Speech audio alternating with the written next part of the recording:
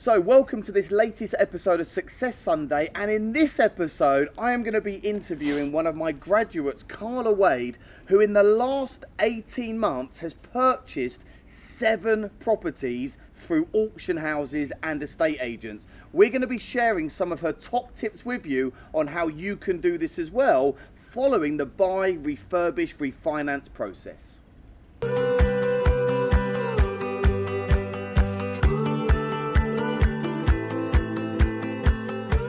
My name's Liam Ryan and I'm one of the co-founders of Assets for Life. We're a property, educational and investment company. And what I love doing is sharing my knowledge with you on how you can start, scale and grow a property portfolio. If you're looking for financial freedom, if you're looking to get out the 9 to 5, if you want to build legacy for your futures, if you want to have an understanding of how to start or scale a property business, then this is the YouTube channel for you. If you're new to this channel, please hit subscribe and the notification bell immediately. And don't forget to share the video and give me a big like. That will really help me with YouTube. So in this video, I'm now going to be interviewing Carla Wade. Carla, how are you? I'm fine, Hey, thank you. lovely to have you here with us on Thank the you. YouTube channel, Success Sunday. Thank you. You have been working extremely hard over the last 18 months to build your property portfolio. Yes. So let's really go back to the beginning, because you were doing it sort of part-time for a couple of years and you've done a whole bunch of deals, and then you really made the decision to ramp up and you wanted to become a full-time property investor. Yes. So what made you get into property to begin with? I just saw it in a sense. Well, I say I just saw it, but the idea of being able to actually get an income but without working. That was the ideal. Okay, I was great. 21, but that whole idea was something that I really liked. So create assets, give Yeah. you passive income so you no longer needed to work. Basically, yeah. So protection for your family, Yep. security, and ultimately build legacy for your future. And that's what I learned as I was going through the journey and starting up with you guys as well. You just learn that actually it's so much more than just being lazy and not Yeah. having to work and still having money, but it's so much bigger. It's such a bigger picture. So Fantastic. yeah, it's good. So how did you come across Assets for Life? How did I come across Assets for Life? I came to one of your open days. Okay, great. And I spoke to one of your employees there, and it just hit a note. I've been to many open days. A lot of people sort of, in property, and they do these open days, but they say things that we've heard before. They Yeah. say things that don't really align with us. And basically, listening to you and Jay throughout the day, and then speaking to one of your, I think it's a mentor, but one of your employees, it just hit a note, and we were like, yep. You just felt like you connected with us, Yeah. our vision, our values. That's Exactly. really important, because there's loads of people out there offering training. Yeah. There's some really good stuff out there. And Yeah. there's some not so good stuff. And, we've got a really good reputation. We've been training people now for over 3 years. And, it's all about results and it's about enabling people to grow. Do you feel that you've really grown since working with Assets for Life over the last 12 months or so? Yes, definitely. Just having that accountability, coming every month, being able to speak with you guys and speak with people inside the group. It just, I don't know if I can swear, but it gives you a kick up the arse. Do you know what I mean? So it helps you, because I started before Assets for Life investing in property, but it was just always so drawn out. Something would always come up, and things would get in the way. Life, children, whatever excuses. Yeah. You're not motivated. But coming every single month, knowing that you can speak with people about your struggles, you can actually get resolves to your issues. Just in speaking to you and actually getting in contact with one of your brokers, Yeah. solved so many issues for us. Brilliant. We were able to fly straight after that. My business partner and I. So we gave you the kick up the arse you needed, Yes. gave you that motivation you needed. Yes. So what is your main property strategy? Auction. Auction houses. Yes. So you buy houses that are run down, worst house, best street, need a bit of love. Yeah. And what do you aim to do with those houses? Just pump the love back into them. Very That's cool. the part of the Pump the business. love, I love Yeah, that. literally. That's the part of the business I absolutely love. Viewing them and then not wanting to touch the walls is disgusting, but do you know what? It's fine, because once I see what we can do with our team afterwards, and just basically just breathe love back into that property and make it somewhere where someone will be proud to call home. Lovely. That's That's important to you, isn't it it? is really important to me. Inject that love back into the house. Yeah. you know, new kitchen, new bathroom, lick of paint, Yeah. you know, design the house up, and by doing that you add value, don't you? Yeah. And you must be adding quite a lot of value to each of these property deals that you're doing.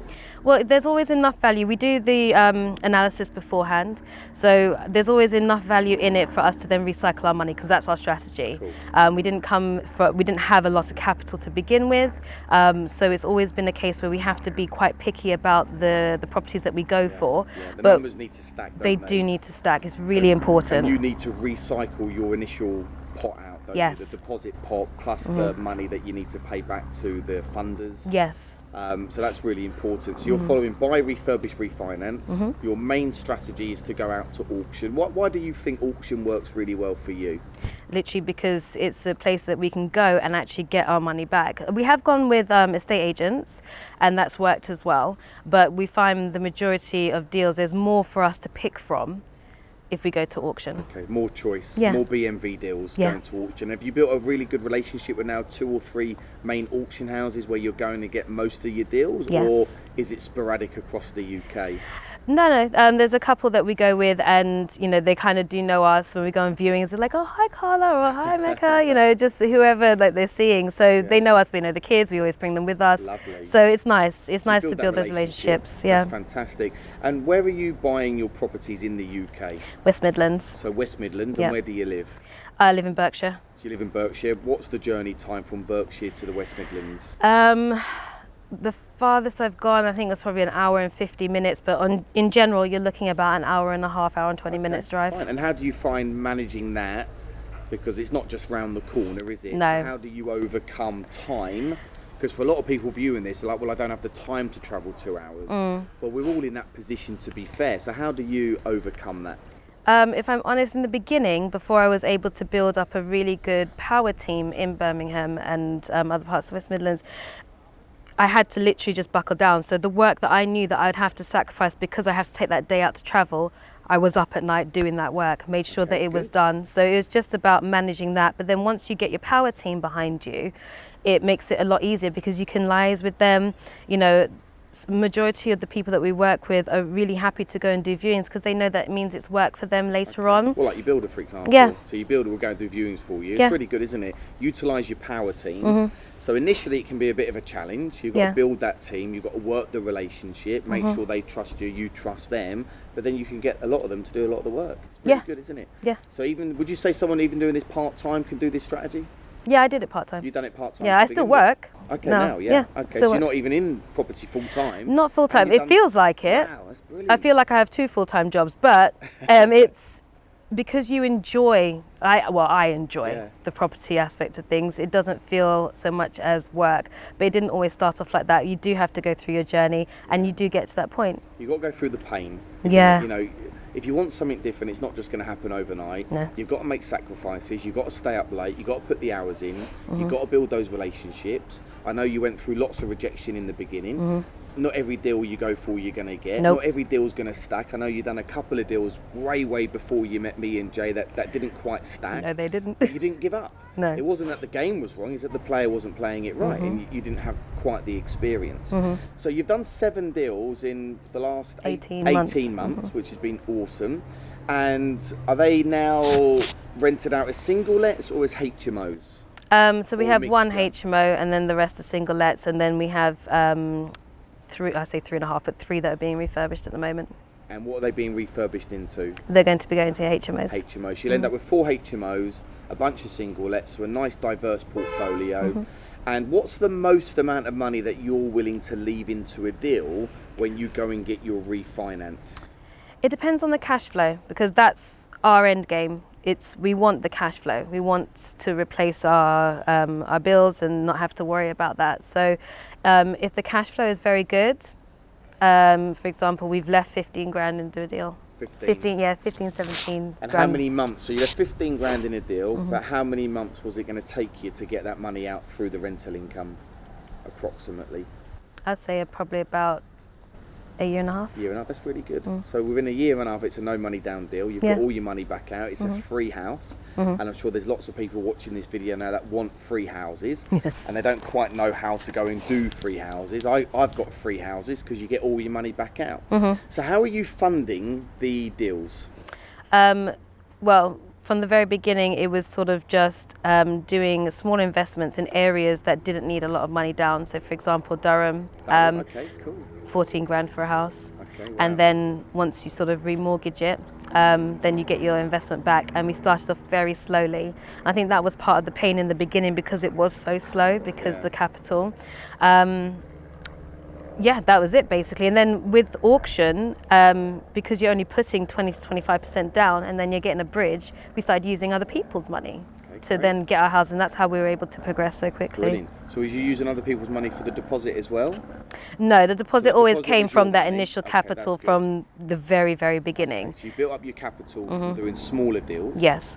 Built up a nice pot, and then you're using bridging finance to fund the purchases at auction. Yeah. Cool. Are you using one or two or three different bridging companies, or have you got one company now that you like One. to use? You just got one now. Yeah, they do give me grey hairs sometimes, but I do love them, so we will be sticking with them. Well, that's good. They know you. You know them. You know, we've got a great relationship with Kent Reliance and Shawbrook. We do a lot of our mortgages through those. A lot of our commercial mortgages through Shawbrook. And because they get to know you, you really start to build up that relationship. Yeah. So what would you say has been one of your biggest challenges or a couple of challenges over the last couple of years? And how have you been able to overcome that? I guess despite the amount of analysis that you do, just geographically, the deal just doesn't work. So we bought a property in auction. It was a very unique house on a street that had no other houses like that, and it just didn't work. And then That was we one had of your first ever deals? Midway. Midway It was through. before you guys. Okay. Yeah. So it didn't work, and unfortunately, it just went back into auction, and we made a loss on it. Yeah. So you do have to be careful. Yeah. When you're going to auction, you do have to be very sort of regimented with your analysis, and you have to go in deep. I spend a lot of time at the computer, Rightmove, speaking to councils, just getting all the information that I can before we then go ahead and sort of bid on it. And then I guess... So what, you don't just go to an auction, like the look of something and buy. So that's No. definitely not what you do, is it? No. So you get the auction catalogue, Yes. you look through all the plots, Yes. then you do your research, Viewings, searches if need be, make Yes. sure there's no weird covenants on there, Yes. subsidence, Yes. anything crazy like that. So you pick out the ones that you like, Yes. do the research as though you're buying it now, and then go to the auction. Yes. Cool. Basically. So that's been a challenge. What else has been another challenge for you? Two, motivation, which is obviously before I came to you guys, but motivation in the very beginning, I would say that was a very big challenge. I think it's sometimes overlooked when people talk about, oh, you just got to be motivated. It's not as easy as that. So that was a massive one in the beginning, but you meet the right people and then they will carry you through, which is thankfully what we were able to do with you guys. The other one I would say is just financing. Yeah. So dealing with the right type of bridging company, Yeah. making sure you got your investors in place. Yeah. But it's more than possible, isn't it, to do no money down deals? Yeah, of course. You can use other people's money. Yep. You can get really creative when it comes to all property strategies. Yes. You could bring in a JV partner Yep. that's going to come in on the deal with you, and they can put down the deposit. You can go and borrow money, from other types of friends, family members, and get them in on the deal. You can go to bridging companies. Yeah. You can go out to development companies. There's so many avenues where you Yeah. can raise money. So what's next for Carla? What are you going to be doing? I'm going to keep on going with my strategy until we've hit that financial freedom figure. Which is how much? 6 grand. So 6,000. Yes. Okay. That would make me happy. And what's your net cash flow at the moment? You're looking at about 3. About £3,000, which is good. And you've got the asset. Yeah. And you've got 3 houses, and you've got all money back out. Yeah. And you've now got the deposits to go again. So to get another 3k, what are you looking at? Maybe another mix? Do you want to do single lets and HMOs? HMOs will get us there quicker. I will not ignore a good single let deal. Yeah. I think that everything kind of adds to the pot. Yeah, of course. So as long as the finance is there, the figures make sense, I'm down for it. So the 3 that you've got going through at the moment, refurbishing, are they going to become HMOs? Yes. So that could potentially meet your figure? No, not quite. We'd have to probably do about another... I would say about another 5 more, because you got to bear in mind tax and stuff like that. Okay, So, cool. After tax. yeah. Okay, cool. But you'll be there. I reckon within 12 months. Yeah. You would have hit your figure. I think that would be a good. I've got it written down. It's on my board in the office, and that's what I'm focusing on. So yeah. What would you say has been really beneficial for you throughout this journey? You know, if you could talk to another person not in property now and give them some words of wisdom, give them some advice or some top tips why they should be in property, what would you say to them? It's always good to invest in a tangible asset. Okay, cool. I would tell them to read Rich Dad Poor Dad. Yeah, fantastic. And you never know how things are going to change with the government, with life. It's always good to invest in something that someone's always going to need, and that is always going to be housing. As long as there's people in the world, yeah, they're going to need to be housed. Great. So build an asset-backed business, do your research due diligence, get yourself passive income, and really protect yourself against anything that could happen in this world. You know, Yeah. jobs are going, aren't they? People are losing their jobs, the pensions aren't working. Exactly. You know, ISAs aren't particularly working. It's really important to have a second, third or fourth income stream coming into the household. Fantastic, good. I'm super proud of you. Thank you. You are a pleasure to work with. Thank You you. turn up, you do what's required, there's no messing about.